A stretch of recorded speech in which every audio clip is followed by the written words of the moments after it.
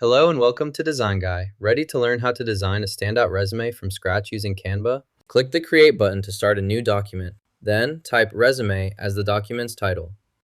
Select from the available options here. For example, choose this background from the list to apply it to your project or presentation immediately. In the Template section, type Resume into the search bar, then press Enter to view available resume templates.